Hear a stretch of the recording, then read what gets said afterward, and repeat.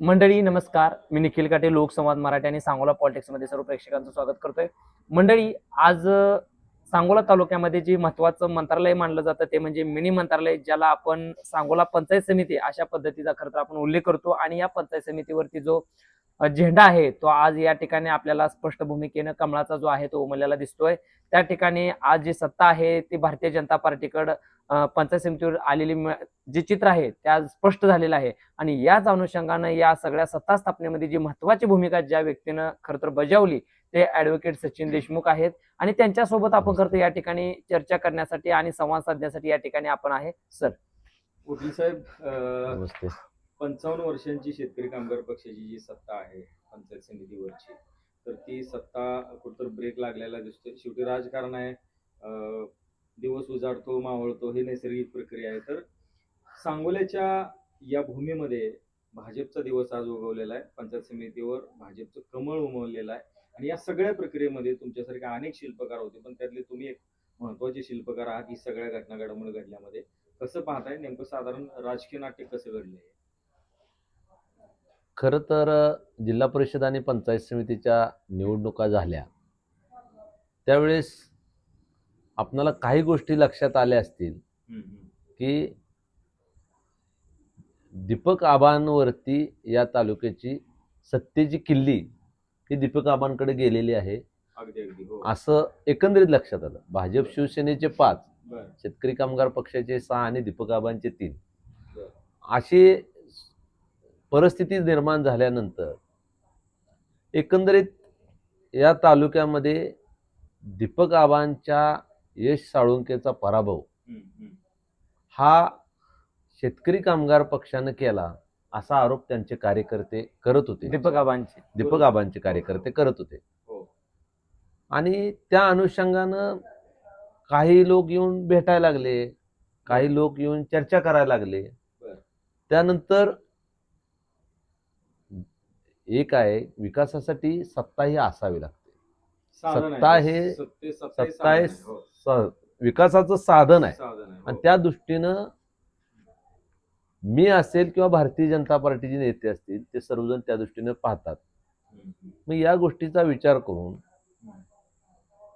आम्ही भारतीय जनता पार्टीचे जे काही कार्यकर्ते आहेत त्या आम्ही सगळ्यांनी मिळून आमचे नेते बाळासाहेब एरंडे, बाळासाहेब केदार यांना विनंती केली की आपण ही सत्ता स्थापन करू शकतो. नॅचरल विरोध जो आहे, नॅचरल विरोध 3 सदस्यांचा आणि आबांच्या कार्यकर्त्यांचा हा शेतकरी कामगार पक्षाच्या विरोधात दिसून येतोय. आणि त्यात काही तथ्य आहे. दीपक आबांच्या कार्यकर्त्याच्या भूमिकेत तुम्हाला वाटते तथ्य आहे त्याच्यामध्ये? 100% तथ्य आहे. पंचायत समितीचे सदस्य निवडून येतात आणि जिल्हा परिषदचा सदस्य यश साळुंके पडतायत, हे निश्चितपणे त्यामध्ये तथ्य आहे. काही लोकांचे तसे रिपोर्ट्स, सर्वे रिपोर्ट्स त्यानंतर काही लोकांनी येऊन काही घटना सांगितल्यामुळे त्यामध्ये तथ्य आहे म्हणायला हरकत म्हणजे या मंडळीकडून दगाफटका. त्यानंतर मग आम्ही एरंडे मालकांच्या नेतृत्वाखाली, केदार मालकांच्या नेतृत्वाखाली आम्ही ही सत्ता स्थापन करण्यासाठी बापूंच्याकडे गेलो. शहाजी बापूंच्या कार्यकर्त्यांच्या डोक्यात काही जे दादा लवटे आहेत, आमच्यातले बाळासाहेब कटकर आहेत, नंदकुमार दिघे आहेत, अशोक भाऊ शिंदे आहेत, ह्या सगळ्या मंडळींना आणि बरेच जण कार्यकर्ते आहेत, आम्ही सगळ्यांनी मिळून एक थोड्या चर्चा चालू केल्या. आणि त्या चर्चा चालू करत असताना म्हणजे जोपर्यंत होत नाही तोपर्यंत हे कुठं बोलायचं नाही हा पहिला ठराव झाला. गुप्तता पाळण्यात आली.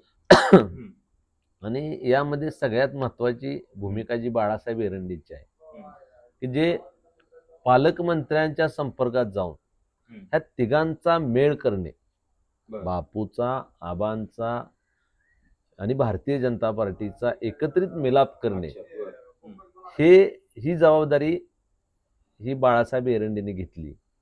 आणि आम्ही आमच्यावर ज्या जबाबदाऱ्या टाकल्या जात होत्या त्या आम्ही छोट्या जबाबदाऱ्या पार पाडत होतो. आणि त्यामुळं एक आबांची मानसिकता होती, त्यांच्या कार्यकर्त्याची तर 100% होती, परंतु परत आबांची मानसिकता करण्यात त्यांचे कार्यकर्ते यशस्वी झाले. तुमचा किती रोल होता, किती टक्के साधारण?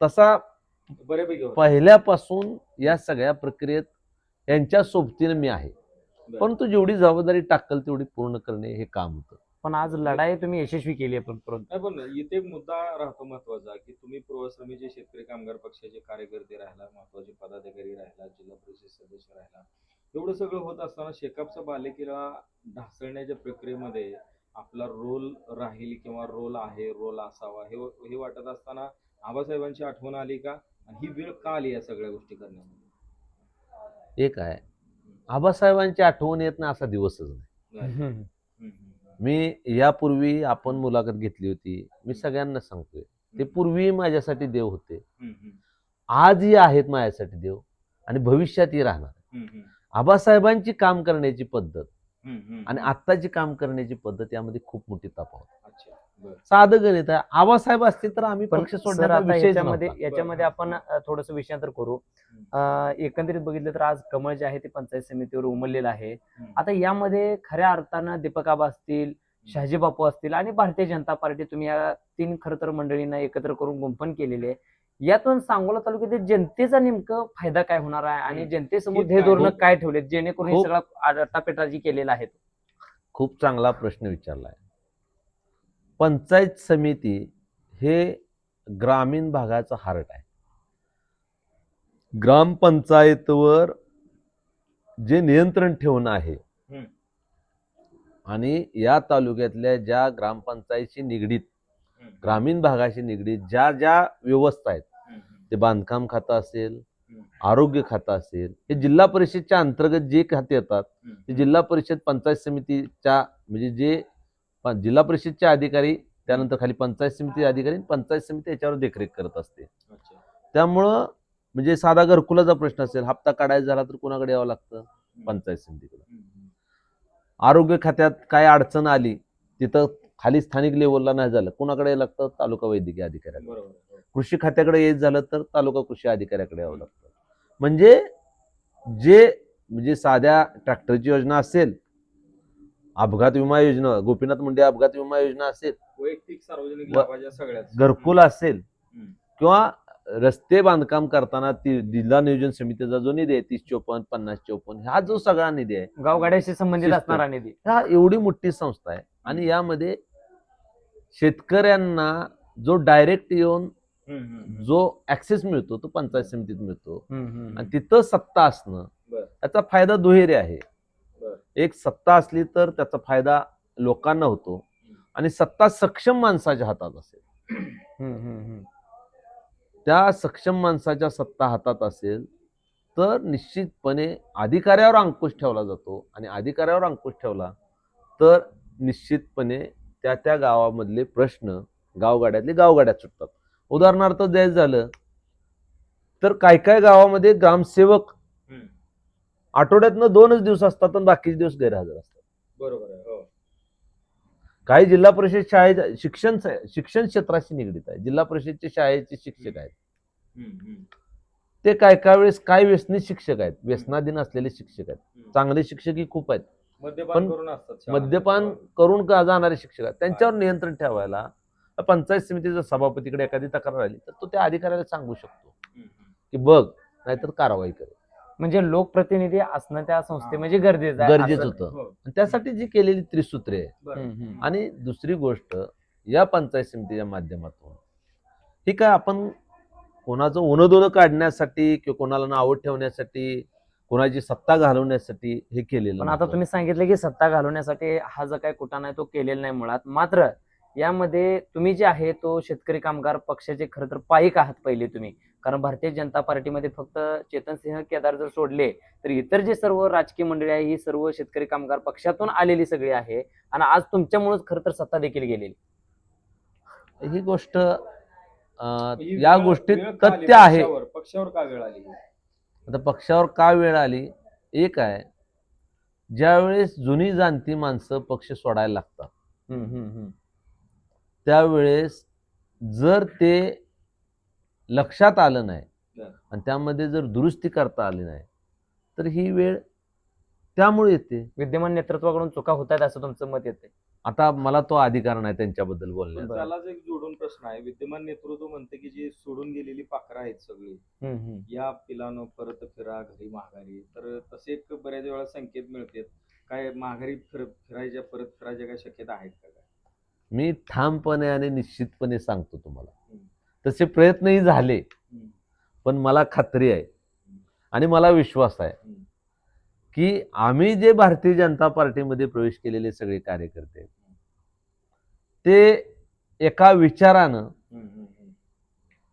बाळासाहेब एरंडेच्या नेतृत्वाखाली, बाळासाहेब केदारांच्या नेतृत्वाखाली पक्षात प्रवेश करत असताना जयाभाऊंच्या व्यक्तिमत्वावर, जयाभाऊंवर, देवाभाऊंवर, फडणवीस साहेबांवर एक विश्वास ठेवून बरं. हे लोकच हम्म. या तालुक्यातील जनतेचा विकास करू शकतात याची खात्री असल्यामुळे आम्ही त्या ठिकाणी गेलोय. आणि त्यामुळं मला 100% खात्री आहे आणि मी विश्वासानं सांगतो की आमच्यातला कोणीही कधीही माघारी जाणार नाही. या उलट तिकडून येऊ शकते. या उलट येणाऱ्या काळात तुम्हाला आताच्या नेतृत्वाची, शेतकरी कामगार पक्षाच्या कार्यकर्त्यांची देहबोली, चर्चा, भाषणं हे ऐकल्यानंतर तुमच्या निश्चितपणे लक्षात येईल की त्यांची कुठल्या दिशेनं वाटचाल चालू आहे. आणि ते जर भाजपमध्ये येणार असतील, तिथून त्या पक्षातून काही मंडळी येणार आहेत, त्यांचं नेहमीच स्वागत आहे. आणि भारतीय जनता पार्टीमध्ये सगळ्यात महत्वाचं तिथे एक स्पेस आहे. आज सांगोला तालुक्यामध्ये पंचायत समिती सत्ता आहे, सोलापूर जिल्हा परिषदेमध्ये भारतीय जनता पार्टीची सत्ता आहे, राज्यामध्ये भारतीय जनता पार्टीची सत्ता आहे, केंद्रामध्ये भारतीय जनता पार्टीची सत्ता आहे. आणि आम्हाला जो ठाम विश्वास जो दिलाय, ज्यांनी ताकद दिले, पाठबळ दिले, ते या राज्याचे ग्रामविकास मंत्री, सोलापूर जिल्ह्याचे पालकमंत्री जयकुमारजी गोरे यांनी आम्हाला शब्द दिला, आम्ही कोणत्याही किमतीवर तुम्हाला वाऱ्यावर सोडणार नाही. आणि तुमची जी विकासाची काम आहेत, आम्ही आज खरं तुम्ही निधी पण काय बराचसा दिला ना मधल्या काळामध्ये. 62 कोटी एरंडे मालकांना दिला, तुम्ही मध्ये 2 कोटी काहीतरी आणले, परत 12 कोटी मधल्या काळात दिला, असं म्हणजे जवळपास 80 कोटी रुपये मिळाले. ही वस्तुस्थिती आहे ना. नाही म्हणजे निधी जो दिला त्या गावागावांच्या कार्यकर्त्यांच्या ज्या याद्या आहेत, असू दे, पण जयाभाऊ दिला ना. जयभाऊनीच दिला. बरोबर. त्याला जोडून एक साहेब महत्वाचा प्रश्न आहे, तुम्ही कसं उत्तर देताय का बगल देताय मला माहित नाही. जर निधी पाहिजे असेल तर भाजपमध्येच या, बरोबर आहे. म्हणजे तुमच्याकडे कुठलंही पद नसताना, पंचायत समिती ताब्यात नसताना तुम्हाला अगोदर 70-80 कोटी रुपयाचा निधी पालकमंत्र्यांनी दिलाय. आता पंचायत समिती तुमच्या ताब्यात आहे, तुम्हाला निधी भरघोस मिळेल असं तुमचं मत आहे. उद्या भविष्यामध्ये विधानसभा म्हणजे सांगोल्याचा मतदारसंघ सुद्धा भाजपच्या ताब्यात द्या, तर सांगोल्याचा विकास करू, विकास निधी मिळेल, ही जी रणनीती आहे, तर ही सांगोल्याच्या या मातीमध्ये रुजेल असं तुम्हाला वाटतंय का? 100% रुजेल. एक सांगा मला, या तालुक्यातला तुम्ही नगरपालिकेला पाहिले, या तालुक्याच्या शेतकरी कामगार पक्षाच्या नेतृत्वानं भारतीय जनता पार्टी बरोबर का त्यांचे जे नगराध्यक्ष जे उमेदवार होते मारुती आबा बनकर, त्यांना भारतीय जनता पार्टीत प्रवेश करण्यासाठी का उद्युक्त केलं किंवा ते स्वतः का घेऊन आले प्रवेश करायला लावला? प्रचारात सांगितलं त्यांनी की विकासासाठी. बरोबर आहे, आम्ही त्या गोष्टी बातम्या कव्हर त्यावेळेच्या तुम्ही कव्हर केले दोघांनीच. बरोबर. तुम्ही दोघ जण साक्षीदार आहे की विकासासाठी आम्ही भाजप बरोबर आहे. मग विकासासाठी ते जर भाजप बरोबर तर लोक काय ऍक्सेप्ट करणार नाही? बरं, आता तुम्ही सगळे एकत्र आलात तरी सुद्धा जनतेनं तुम्हाला सांगवलं असे हात स्वीकारला नाही ना, मग हे गणित कसं काय? त्यावेळेची परिस्थिती आहे, त्या उमेदवारावर अवलंबून आहे, डिपेंड राहते. मुद्दा निखिल बरोबर आहे, कारण भक्कम होता, पण उमेदवार चांगलेच होते, परंतु ऐन टायमाला माणसाने एक बेस ठरवलेला असतो, तो बेस तोडण्याचा प्रयत्न केला तर काही वेळा माणसामध्ये त्या पद्धतीनं तो प्रभाव पडत नाही. मी तुम्हाला ह्या गोष्टीला एक खरं तर विचारतो एक प्रश्न असा की तुम्ही आता सरकार जे केले, त्रिसूत्री सरकार आज तुम्ही पंचायत समिती स्थापन केले आणि सांगोल्याच्या राजकारणामध्ये दीपक आबाचं नाव जे आहे ते वारंवार राजकारणातून बाद झालेली व्यक्ती, अशा पद्धतीची भूमिका कालच्या दरसोड वगैरे अशी पद्धतीचे रोज कपडे बदलल्यासारखे पक्ष बदलतो दीपक आबा, अशा पद्धतीचं सगळं खरं तर दीपक आबांना कार्यकर्ते बोलत होते. मात्र तुम्ही त्या व्यक्तीला घेऊन आज सत्ता स्थापन केली. काय दीपक आबाकडे काय बघितलं तुम्ही? असं तुम्हाला वाटतंय आबांच्या ताकदीचा फायदा एक आहे दीपक आबांना विधानसभेला 51,000 मतं पडलेले. आता मला एक सांगा, राजकारणात काय मोजलं जातं तर डोकी मोजली जातं. अच्छा, हा तो पण मुद्दा आहे. त्यांची ताकद आहे, निश्चित आहे. जर त्यांची ताकद नसती तर शेतकरी कामगार पक्षाची गेले 20 वर्षाची सत्ता आहे, त्यामध्ये दीपक आबांचा सहभाग बरोबरीनं आहे शेतकरी कामगार पक्षाला. आबासाहेबांसोबत असताना. अच्छा, बरं. आणि आताही महाविकास आघाडी म्हणून शेतकरी कामगार पक्षानं दीपक आबांना बरोबर घेतलं नसतं तर मी 100% सांगतो 21च्या 21 14 पंचायत समिती आणि 7 जिल्हा परिषद सदस्य हे महायुतीचे झाले असते. पण त्यालाच एक जोडून गंभीर विषय प्रश्न मांडूया, जनतेच्या जिव्हाळीचा देखील विषय आहे. निवडणुकीचा निकाल लागला, जसे आता आमचा काय गुलाला तुमच्या संबंध नाही, तुम्ही गुलाल खेळता, बरोबर. तुमचा गुलाल आम्हाला चिटकलाय, तो अनावधानानं चिटकला असेल. गुलाल खेळली सगळी मंडळी, शेकाप म्हणजे सांगोला तालुका विकास आघाडीची दीपक आबा खेळले, बापू खेळले सगळे. सगळे खेळले, म्हणजे सांगोला तालुका विकास आघाडीचं स्पेसिफिक बरोबर. गुलाल खेळले. मला वाटते 8 जागा निवडून आल्या, 6, 7, 8, 9 जागा निवडून आल्या. 6 शेकाप प्लस 3 दीपक आबा, 9 जागा. आणि दुसरीकडे अगेन्स्टला ह्यांच्या 5 जागा. बरोबर बरोबर. 9 जागा निवडून आल्यानंतर दीपक आबा आणि बाबासाहेब देशमुख हे आभाराच्या सभा घेण्यासाठी अनेक जिल्हा परिषद गटांमध्ये गेले. बरोबर. कोळा गटात ही मोठी भव्य दिव्य अशी सभा झाली, अनेक गटांमध्ये सभा झाल्या. जनतेला येड्यात काढण्याचा धंदा हे नेत्यांनी चालू केला असं वाटतंय का तुम्हाला? म्हणजे आभार मानायचे, मते मिळवायची, तुम्ही निवडून दिला आभार मानायचं आणि सत्ता स्थापना दुसरीकडे जाऊन करायची. म्हणजे जनतेला वेड्यात काढण्याचे षडयंत्र. 2 गोष्टी वेगवेगळ्या आहेत. 2 गोष्टी वेगवेगळ्या आहेत. एक आहे, ज्या लोकांनी मतदान केलं त्यांचं आभार मानणं हे क्रमप्राप्त आहे. तुम्ही आघाडी म्हणून लोकांकडे मतं मागायला गेला होता, बरोबर आहे. आता दुसरा विषय आला जनतेच्या विश्वासघाताचा. दीपक आबांच्या कार्यकर्त्यांच्या लक्षात आलं की आपला घात झालाय. मग जिथं आघाडीचा धर्म पाळला नाही आणि दीपक आबांच्या कार्यकर्त्याच्या बैठकीत जर दीपक आबांना लोक सांगत असतील की सगळे कार्यकर्ते की तुम्ही शेतकरी कामगार पक्षाबरोबर जाऊन चालणार नाही, आम्ही तुमच्या सोबत नाही, असं जर दीपक आबाचे कार्यकर्ते सांगत असतील, त्या कार्यकर्त्यांच्या भावना लक्षात घेऊनच दीपक आबांनी निर्णय घेतला. त्यामुळे तो जनतेचा घात म्हणता येणार नाही. पण लोकांनी मतं दिली, त्या लोकांच्या भावनेचं काय? कारण लोकांनी मतं का दिली? पुरोगामी विचार आहे, सांगोला तालुका विकास आघाडी, शेकाप, एक पुरोगामी परंपरा, आणि आता ती परंपरा सोडून एक पुरोगामी विचार ऐका काय पुरोगामी विचार म्हणून जी मतं दिली म्हणताय ना, हे 100% चुकीचं आहे. जोपर्यंत स्वर्गीय आबासाहेब होते तोपर्यंत पुरोगामी विचार जिवंत होता. आत्ताच जे नेतृत्व आहे ते पुरोगामी विचारांचा अवलंब करणार नाही. वाटतंय तुम्हाला? 100% नाही. नाही असं वाटतंय. नाही, 100% नाही.